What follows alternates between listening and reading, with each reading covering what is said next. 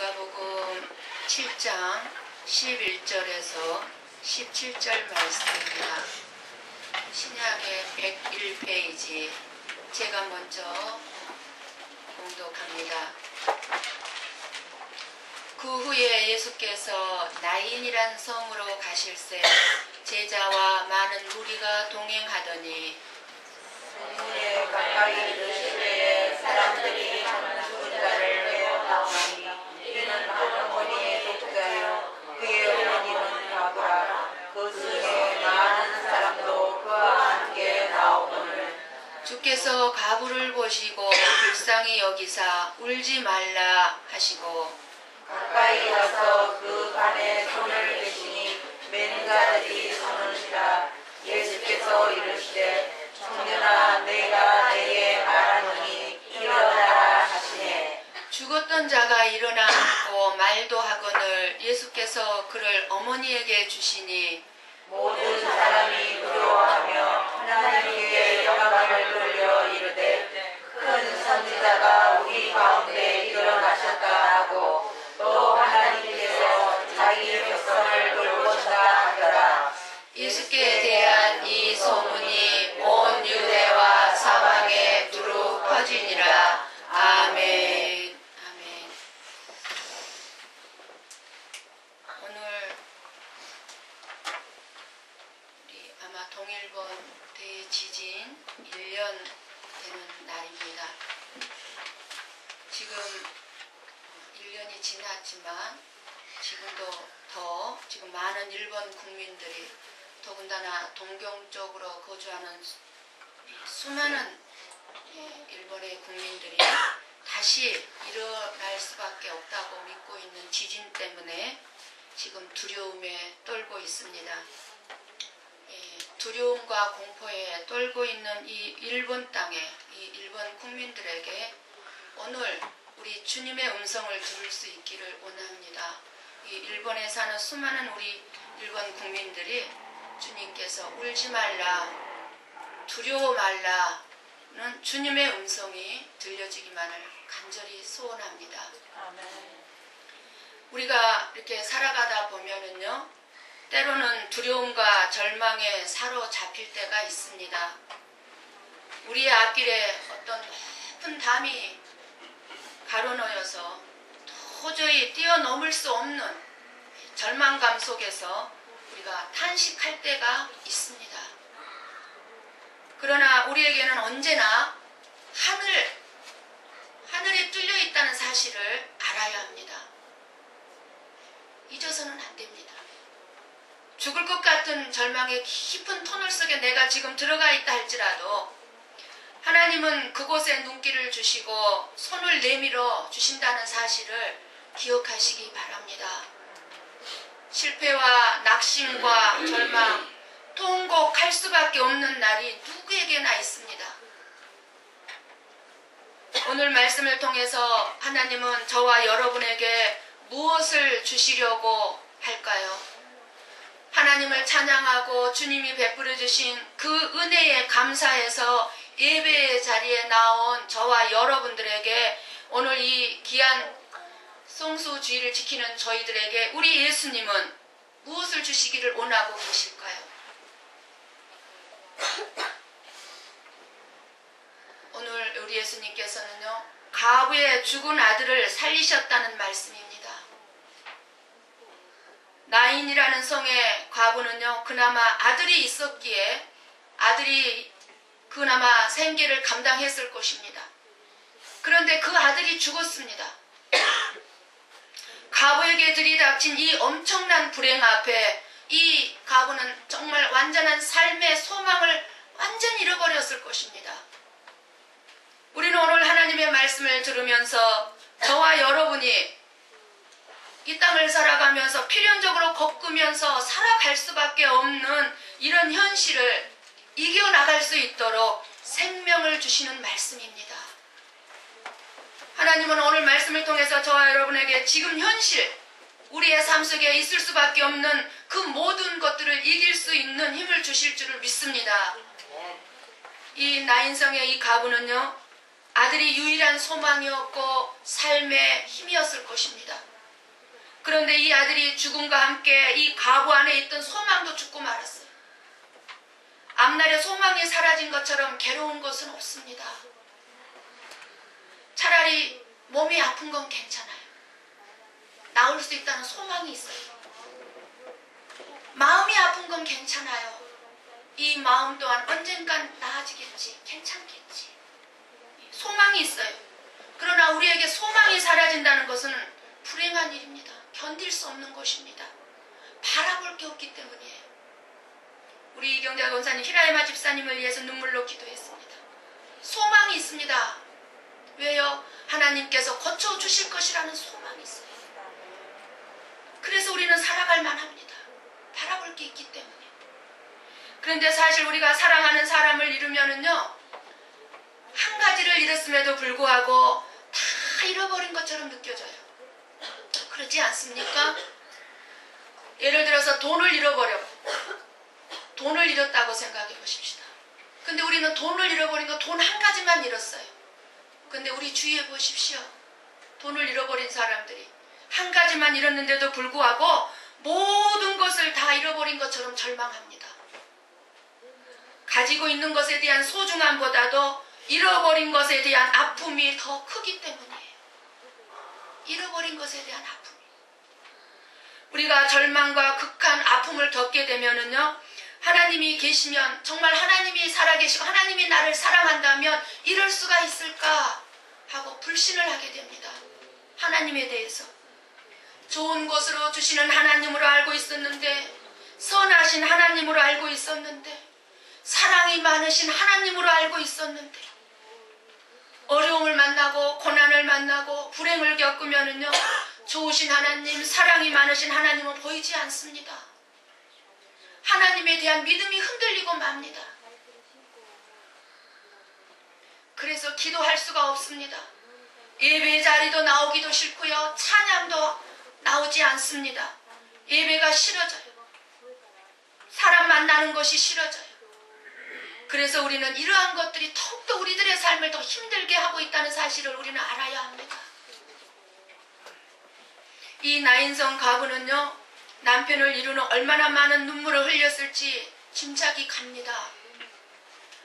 그렇지만 그 가운데서도 이 가부로 하여금 삶의 그 힘든 현실, 그 삶의 고통을 이기게 한 것이 있었어요. 바로 아들이었습니다. 사랑하는 아들. 이 가부는 이 아들 때문에 넋을 놓고 있을 수가 없었어요. 마음을 가다듬고 이 아들에게 소망을 걸고 힘겹게 살아왔을 것입니다. 그런데 어찌된 일입니까? 갑작스럽게 이 아들도 죽은 거예요. 죽어버렸습니다. 여러분의 삶 속에서도 이런 일들이 있었을 것이고 앞으로도 있을 수 있습니다. 있을 수 있어요. 여러분들이 기대를 걸었던 것들, 이 사업이 잘 되기를 바라고 계실 것입니다. 내가 하고자 하는 사업이 잘 되기를 바라고 계실 것입니다. 이 일만 잘 되면, 이 일만 잘 되면, 우리 아이가 이 학교에만 들어가기만 한다면, 뭔가 여러분들이 기대하고 있는 것이 있을 것입니다. 그런 기대를 걸었던 일들이, 그 일들이 모두 사라지고 만다는 사실. 사업은 부도가 나고 일은 잘 풀리지 않고 앞길이 막막합니다. 살 길이 없습니다. 이러할 때에 우리 한번 13절 말씀을 읽고 듣습니다. 13절 말씀. 주께서 가부를 보시고 불쌍히 여기사 울지 말라 하시고. 예수님은 이 가부를 보셨어요. 이 가부는 앞에서 오시는 예수님을 보지 못했습니다. 분명히 예수님에 대한 소문은 들었을 것입니다. 슬픔 때문에 눈물로 눈이 가리워져서 예수님을 볼 수가 없었을 거예요. 멀리 계신 것도 아니고 지금 눈앞에 걸어오시는 예수님입니다. 그런데 보지를 못합니다. 볼 수가 없습니다. 우리도요, 내 문제, 내 고통에 몰두해 있으면은요, 몰입해 있으면은요, 그 지나친 슬픔과 지나친 아픔 때문에 가까이 계신 예수님이 보이지 않습니다. 예수님을 볼 수가 없습니다. 이미 예수님의 소문은 동네에 다 퍼져서 알고 있었을 거예요. 얼마든지 예수님께 나와 죽은 자를 살려주실 것을 요청할 수 있는 상황인데도 불구하고 아무도 예수님께 구하지 않습니다. 이러한 상황을 믿음이 없다고 우리는 비난할 수는 없습니다. 왜냐하면 극도의 슬픔과 절망은요, 우리들에게 바라봐야 할 것을 바라보지 못하게 합니다. 기도할 수 없을 정도로 침체에 빠지기도 합니다. 뭐라고 설명할 수 없는 상실감과 절망은 내가 도움의 손길을 요청할 만한 기운마저도 없게 만들어버리고 맙니다. 아픔이 너무 커서 나를 향하고 있는 하나님의 관심을 가려버리기 때문에 하나님에 대한 약속에 대해서 의심만이 자꾸 내 안에서 일어납니다. 하나님이 이런 약속을 해주셨는데도 불구하고 그 약속에 대해서 내가 기도했던 거에 대해서도 자꾸 의심을 합니다. 이런 저와 여러분의 약함을 예수님께서 아시고 계십니다. 그래서 우리를 먼저 찾아오십니다. 우리가 손마저 내밀 수 없을 때, 너무 힘이 들고 고통스럽고 아파서 예수님 앞에 손마저 내밀 수 없을 때 예수님께서는 우리를 먼저 찾아오십니다.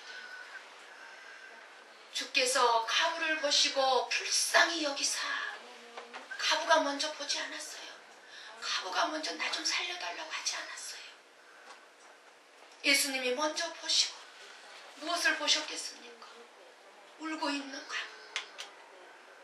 사랑하는 성도 여러분, 여기서 아들마저 잃어버린 가부는요, 바로 저와 여러분의 삶 가운데서 일어나는 극도의 절망 상태를 말씀해주고 있습니다.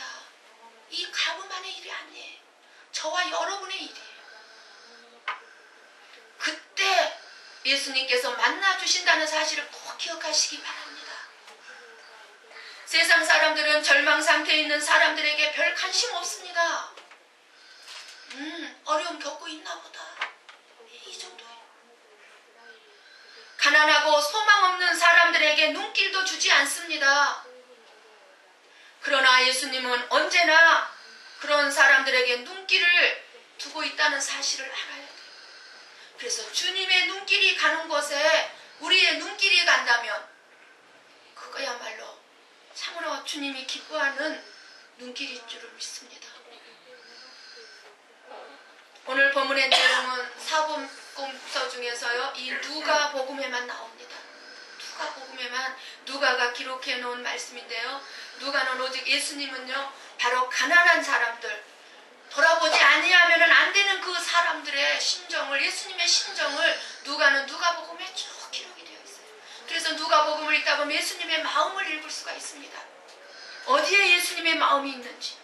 가난한 자들뿐만 아니라 눌린 사람들, 소경들, 억압받는 사람들, 소외된 사람들, 멸시받는 사람들, 노예들, 울고 있는 사람들, 마음이 아프고 절망 가운데서 울고 있는 사람들의 삶을 돌아보시는 예수님을 증거하고 있습니다.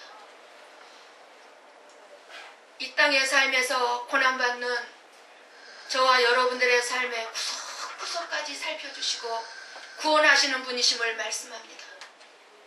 언제나 소외된 자, 눈물 흘리는 자, 소망이 없는 자들을 향해서 바라보고 계십니다.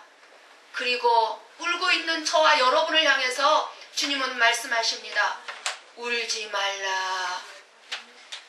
울지 말라. 사랑하는 성도 여러분, 낙심하거나 절망하지 마십시오. 여러분이 예수님을 못 본다고 예수님도 여러분을 못 보지 않습니다. 오히려 더 불꽃 같은 눈으로 우리를 바라보고 먼저 다가와 우리의 몸에 손을 대시고 우리를 만져주고 계십니다. 예수님께서 울지 말라고 하십니다. 이 과부가 얼마나 통곡을 하며 울었겠습니까? 이 울지 말라는 말은요, 누가 하느냐에 따라서 우리의 마음에 와 닿는 게 틀리죠. 그죠? 사람들의 동정은요, 단순한 동정으로 끝납니다. 참된 위로자가 될 수가 없어요. 왜냐하면요, 문제 해결을 해줄 수가 없기 때문에. 우리는 어떻게든 최선을 다해서 위로해주고자 하지만요, 이런 위로도 필요합니다. 그런데 참된 위로를 해줄 수가 없어요. 저는 이제 햇병아리 목사에 더욱 실감하고 있습니다. 왜냐하면 아파하는 성도들과 함께 아파하고 싶고, 슬퍼하는 성도들과 함께 슬퍼하고 싶고, 우는 성도들과 함께 울고 싶은데요, 그렇게 하지 못해요. 오히려 더 어떨 때는 제가 더 상처를 주고 아픔을 줄 때가 있는 것 같아요. 그냥 지켜볼 수밖에 없기 때문에 해결을 해줄 수가 없어요. 솔직히 만족스럽게 위로를 못할지라도 우리는 때때로 그래도 우리는 사람들의 위로가 필요합니다. 그러나 너무 기대하지 않는 것이 좋을 것 같습니다. 사람들의 위로를 받는 것으로 그냥 감사하되 우리는 오직 예수님의 위로를 기대하시기 바랍니다. 예수님의 위로는 능력이 있는 위로예요. 지금 예수님께서 울지 말라 하실 때는요, 우리가 울지 마. 저는 때때로 그래요. 제발 권사님, 집사님 아프지 마 할 때가 있습니다. 아프지 마. 그것밖에 못해요. 말밖에 못해요. 아프지 마. 울지 마. 그런데 우리 예수님이 지금 이 말씀하실 때는요, 울지 말라. 이거는요, 경수가 내가 너의 슬픔을 없애주겠다. 경수가 네가 울지 않도록 내가 해주마 라는 뜻이에요. 우리는 울지 마 하지만 그 뒤에 해결을 못 해줘요. 그렇지만 예수님이 울지 말라 하시는 거는요, 내가 너를 울지 않게끔 해줄게 이 말이에요. 내가 너의 슬픔을 없애줄게 이 말이에요. 예수님께서 울지 말라. 우리를 불쌍히 여기시는 예수님이십니다. 우리가 아파할 때 가장 아파하고 슬퍼하시는 분은 예수님이십니다. 어떤 사람도 나의 아픔을 예수님처럼 아파하지 않습니다. 저 또한 마찬가지. 여러분들이 아파서 울지라도 예수님처럼 아파하지 않습니다.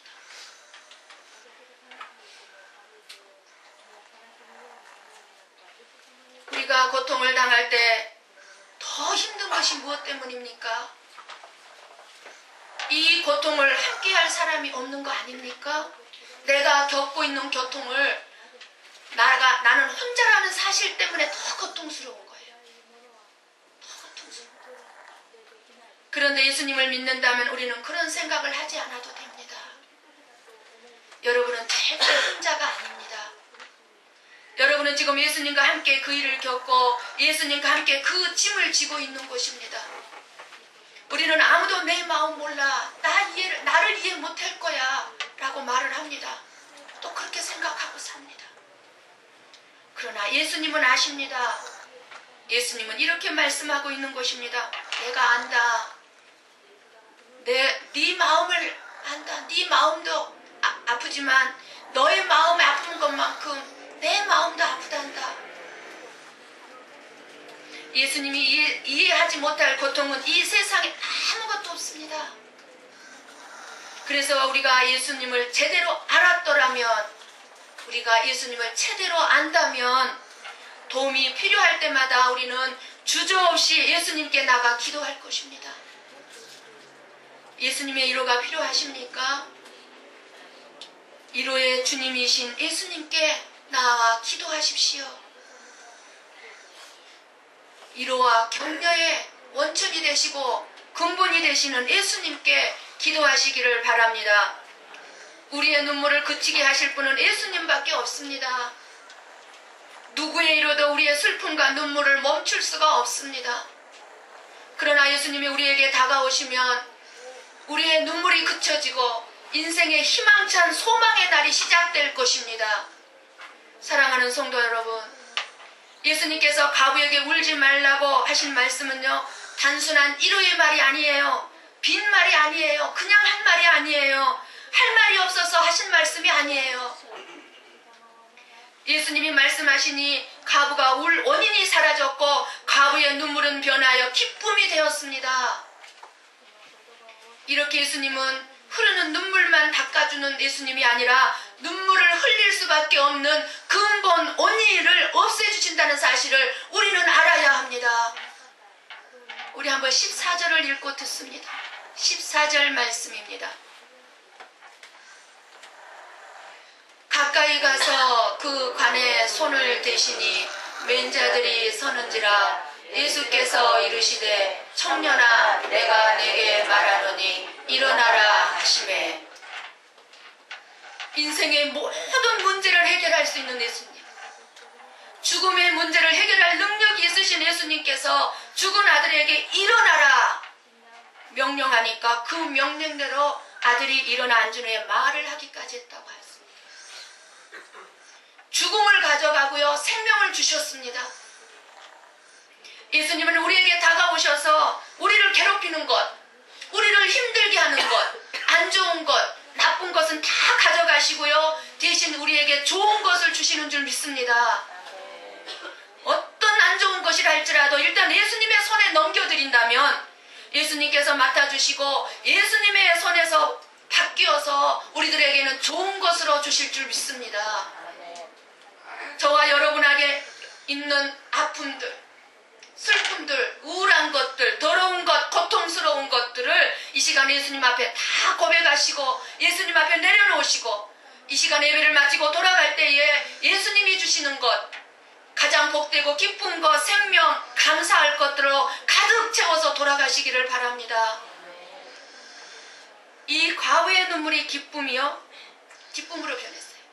그리고 찬송이, 통곡이 찬송으로 변했어요. 얼마나 통곡했겠습니까? 만약 이 가부가 예수님을 만나지 못했더라면, 예수님이 이 가부를 만나주지 않았더라면 이 가부의 미래는 어떻게 됐을까요? 지금 이 세상의 가부하고 틀립니다. 그 옛날의 가부는요 먹고 살 길이 없는 길이에요. 한번 상상해 보십시오. 저와 여러분들이요 예수님을 만나지 못했다면, 예수님이 찾아와 나를 만나주지 않았다면 저와 여러분의 오늘의 삶은 어떻게 되겠으며 우리의 미래의 삶은 어떻게 되겠습니까? 이 세상에 살 소망이 없었을 겁니다. 진즉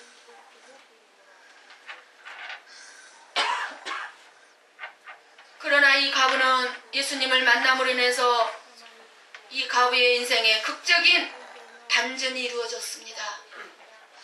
슬픔이 기쁨으로, 절망이 소망으로 바꾸어졌습니다. 어떤 골치 아픈 문제라도 일단 우리가 예수님의 손에 닿아진다면 그 순간부터 그것은 문제가 아니요 축복이요 기쁨이요 소망이 되는 줄 믿습니다.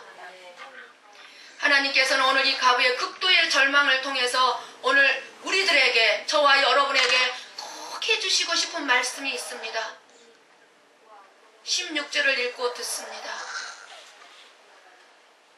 모든 사람이 두려워하며 하나님께 영광을 돌려 이르되 큰 선지자가 우리 가운데 일어나셨다 하고 또 하나님께서 자기 백성을 돌보셨다 하더라. 하나님께서 자기 백성을 돌보셨다 하더라. 하나님의 자녀라면 저와 여러분은 절대 혼자가 아닙니다. 하나님이 항상 우리를 돌보시고 계십니다. 하나님은 누가 지금 도움이 필요한지, 지금 누가 어떤 상황 속에서 통곡하고 울고 있는지 아시기 때문에 찾아다니고 계십니다. 사람의 도움을 받는 데는 한계가 있다고 우리는 알고 있습니다.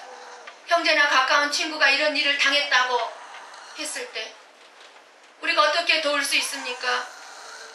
해줄 수 있는 것 있다고 생각이 들지라도 막상 이 어려운 일을 당하면요 아무것도 없어요. 같이 있어주는 것뿐인데요. 잠깐이에요. 같이 있어주는 것도요 계속 같이 있어줄 수 없어요. 이렇게 우리는 한계가 있어요. 그러나 예수님은요 무엇이 필요하다는 것을 아셨어요. 이 가부에게 필요한 것은 양식이 아니에요. 지금 돈도 아니에요. 집도 아니에요. 아들입니다. 아들이에요.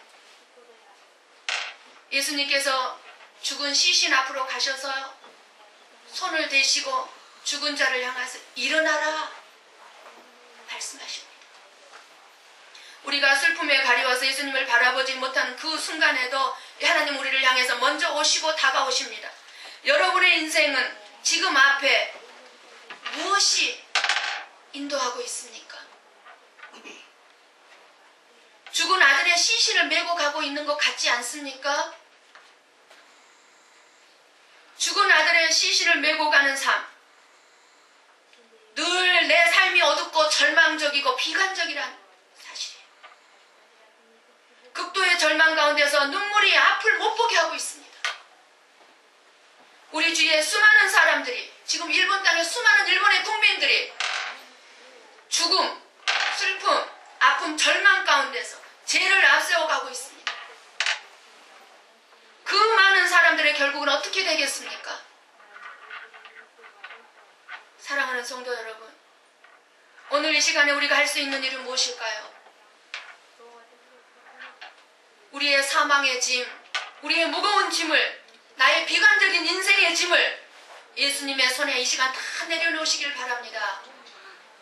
그것이 질병의 문제이든 사업의 문제이든 인간관계의 문제이든 자녀의 문제이든 직장의 문제이든지 간에 그 문제 위에, 그 절망 위에, 그 관 위에, 그 낙심의 관 위에 예수님께서 이 시간 거룩한 손을 얹으시는 줄 믿습니다. 청년아, 내가 내게 말하노니 일어나라 말씀합니다. 절망과 패배와 낙심에 다시 일어날 수 없을 때에 살아났습니다.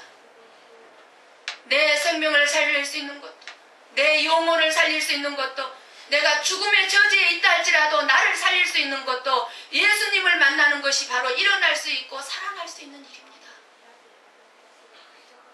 왜요? 예수님은 생명이시기 때문입니다. 예수님. 생명에서만 생명이 나옵니다. 죽은 것에서는 생명이 안 나옵니다. 초등부 교사 한 분이요, 주일학교 성경 공부 시간에 큰 씨앗 하나를 가지고 나와서 아이들에게 질문을 합니다.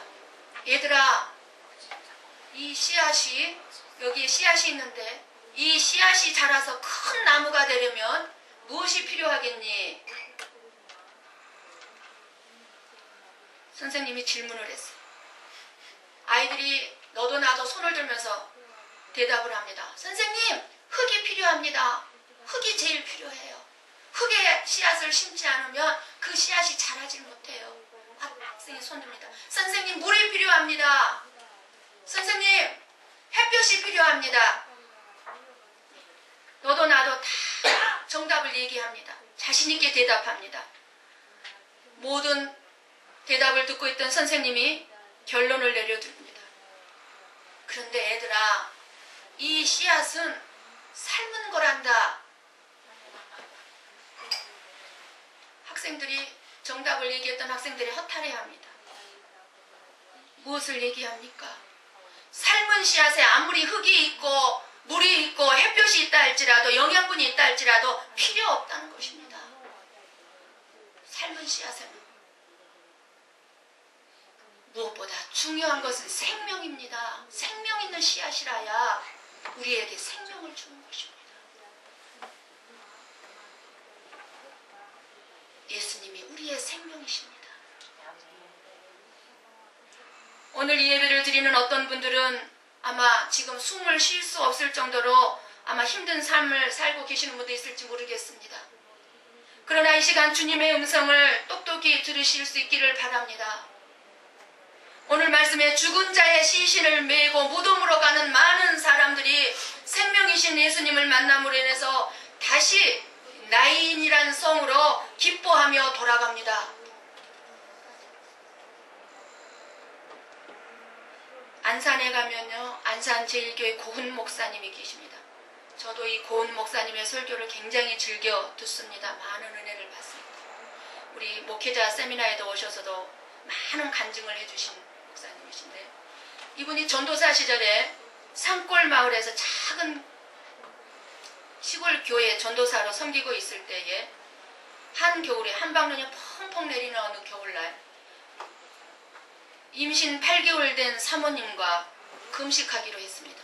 금식이 그 이유가 먹을 것이 없어서, 양식이 없어서 금식이 아니라 금식이지요. 그러니까 우리는 차라리 금식하지 말고 금식을 하자.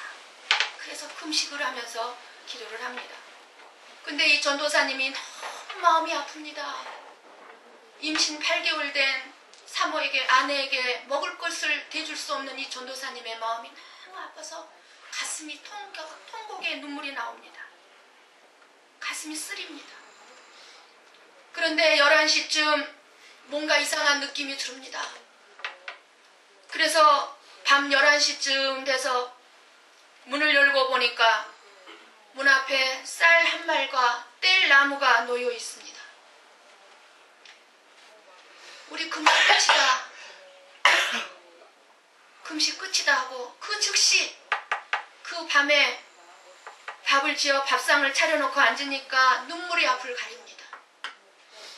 일용할 양식 주신 하나님, 주님의 은혜가 내 잔이 넘치나이다 고백하며 두 부부가 끌어안고 통곡을 하며 울었다고 합니다. 고은 목사님은 지금도 누가 그 쌀과 땔감을 놓고 갔는지 모른다고 합니다. 단지 주님께서 하신 일이라고 믿는 거지. 주님께서 그들의 아픈 마음, 눈물을 보시고 살피시고 주님이 보내줬다고 믿고 있는 거지. 그때 깨달음, 그때 주님이 함께 하신, 지금까지 살아 역사한 삶 중에 암병도 지금 고침 받으셨잖아요. 사무친다고 말씀하셨어요. 무슨 이야기입니까?